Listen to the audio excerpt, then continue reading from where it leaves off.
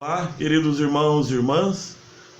Hoje, segunda-feira, começamos mais uma semana, especialmente começamos a primeira semana da Quaresma.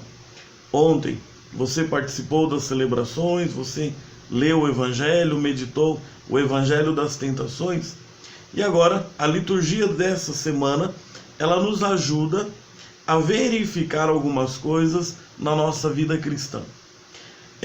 Nesse vídeo eu faço com vocês uma partilha do Evangelho de toda semana, de segunda, terça, quarta, quinta, sexta e sábado. Assim a gente consegue em um único vídeo ter uma visão geral dessa semana e ao longo da semana, se houver necessidade, você pode recorrer ao vídeo, assistir novamente, ou pelo menos você terá já a indicação de como vai ser a meditação do Evangelho dessa semana inteira. Espero que você esteja vivendo bem essa Quaresma. É claro que a Quaresma ela tem um ritmo próprio.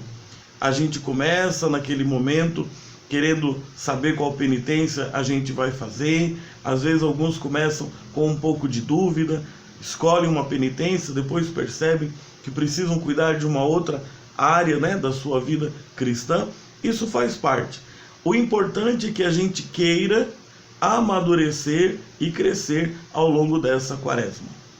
Eu vou compartilhar com vocês algumas ideias gerais do Evangelho de cada dia. Se você estiver com a sua Bíblia, se você estiver com um caderno, uma caneta, isso pode ajudar. Mas depois o vídeo está aí à disposição para que você assista, compartilhe com os seus amigos. Bom, na segunda-feira, o Evangelho é aquele texto grande de Mateus 31 ao 46, que é aquele julgamento universal. Quando o Senhor diz, eu tive fome e não me destes de comer, ou eu tive fome e me destes de comer. Vocês conhecem essa passagem. O que eu gostaria de chamar a atenção é o caráter de surpresa. Tanto aqueles que são considerados benditos de meu Pai, como aqueles que são considerados malditos, eles se surpreendem e perguntam: quando foi que o Senhor estava com fome e nós demos de comer? Quando foi que o Senhor estava com fome e nós não demos de comer? É esse caráter da surpresa que eu gostaria que a gente refletisse para essa segunda-feira.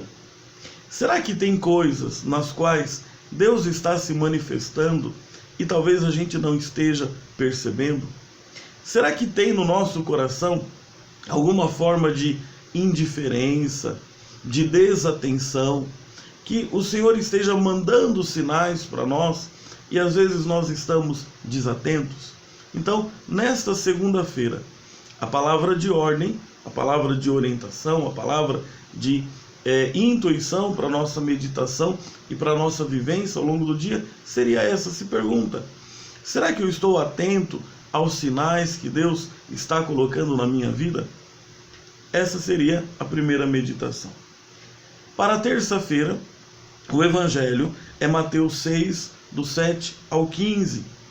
É aquela passagem dentro do Sermão da Montanha, quando Jesus fala da oração. E ele introduz assim: quando orardes, não useis muitas palavras. E depois Jesus ensina a oração do Pai Nosso. Tem um fato curioso, porque ao mesmo tempo que Jesus fala para não usar muitas palavras, mas ele gastava muito tempo, ele passava muito tempo, ele investia muito tempo na oração. Então talvez alguém diria: mas como não falar muito e ao mesmo tempo rezar tanto como Jesus rezava? E aí, na explicação que ele dá, quando nos ensina a oração do Pai Nosso, a gente percebe por que a oração de Jesus era sempre uma oração que se estendia, porque ele falava do seu coração ao coração do Pai. A nossa oração, para que não seja um perder-se no excesso de palavras e que a gente também não a faça com pressa, deve ser uma oração que sai do nosso coração e vá ao coração do Pai. Então, para a terça-feira, a orientação de meditação, a orientação de reflexão da palavra de Deus é justamente esta. Como está a nossa oração? É uma oração que sai do nosso coração e vai ao coração do Pai? Porque se não é de coração a coração, a gente vai ficar com excesso de palavras ou vai ficar com a pressa na oração. Para quarta-feira, Lucas 11, 29 ao 32. É aquela passagem quando Jesus lembra que a geração ali, aquele povo, aquelas pessoas, pediam um sinal. Mas nenhum sinal seria dado a não ser o sinal de Jonas. O que isso significa? Significa que quanto mais as pessoas têm o coração endurecido, quanto mais elas são resistentes à ação de Jesus, nenhum sinal elas são capazes de compreender. É importante a gente pensar sobre isso, porque às vezes nós nos ressentimos, dizendo que parece que o Senhor não se manifesta em nossa vida, quando na verdade somos nós que temos o coração endurecido e o olhar meio que ofuscado por outras coisas, e a gente não percebe os sinais da presença de Deus na nossa vida. Fique atento. Será que faltam os sinais ou o nosso coração não está sabendo interpretar, ou melhor, acolher e interpretar esses sinais? Para quinta-feira é Mateus 7, do 7 ao 12. É um trecho dentro do Sermão da Montanha. E é justamente aquela passagem em que Jesus nos chama a ter uma confiança no Pai. Pedi e recebereis, batei e a porta vos será aberta. O que é importante no tempo da Quaresma? Nesse grande exercício de melhorar, purificar a nossa oração, a gente intensificar a confiança na providência do Pai. Então, quando a gente diz que a gente vai pedir e vai receber, pode ser que a gente não receba do jeitinho que a gente pediu, mas a gente vai receber do jeito que a gente precisa e que o nosso Pai conhece. Se até um pai mau sabe dar coisas boas ao seu filho, quanto mais o Pai bondoso saberá dar a cada um de nós aquilo que precisamos. Na sexta-feira, o Evangelho é Mateus, capítulo 5, do 20 ao 26. Também é um trecho do Sermão da Montanha. E é aquela passagem quando Jesus começa falando: se a nossa justiça não superar a justiça dos fariseus, a gente não vai entrar no reino dos céus. A justiça que brota da vida cristã, ela supera o medo de simplesmente não cumprir a lei.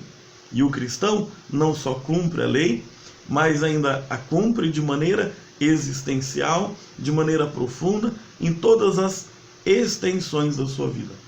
E aí Jesus repassa aquele mandamento: vós ouvistes o que foi dito, não matarás.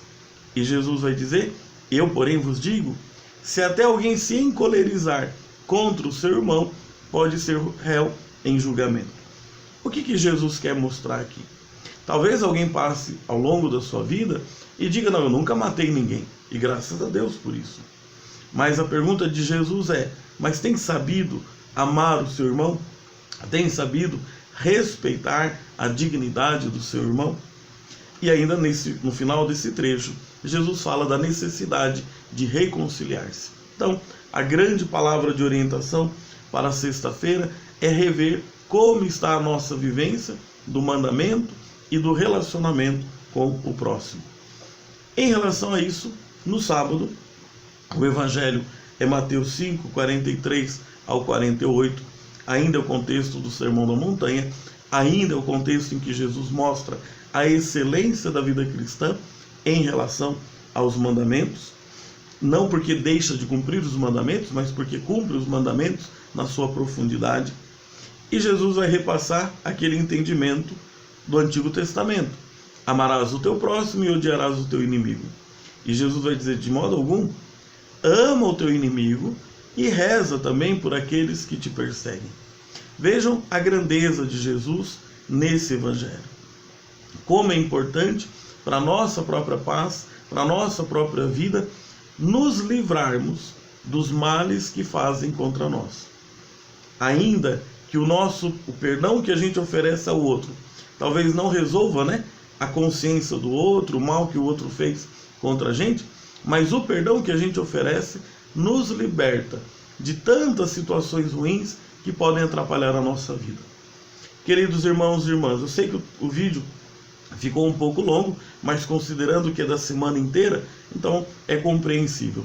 Agradeço pela sua atenção, peço aí, compartilha com os seus amigos, compartilha com os seus inimigos também, né? Todo mundo precisa da palavra de Deus. E quero aproveitar para compartilhar com vocês essa alegria de que o livro Confessar, esse livro que nos prepara para a confissão, esse livro que nos ajuda a confessar, ele começa agora a ser também publicado, divulgado em Portugal.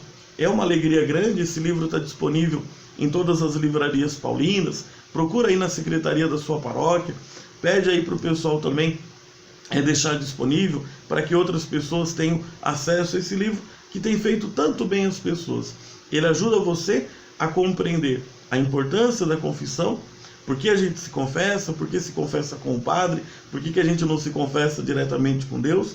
Ele te ajuda a se preparar para a confissão. É um livro que tem feito bem a muitas pessoas. No primeiro comentário, a gente vai deixar aí um link também, conforme for possível, na plataforma aqui da internet. A gente deixa as indicações para que você tenha, na página da Editora Paulinas, você consegue ler as primeiras páginas do livro. Uma abençoada semana da Quaresma para vocês. Fiquem com Deus. Um forte abraço.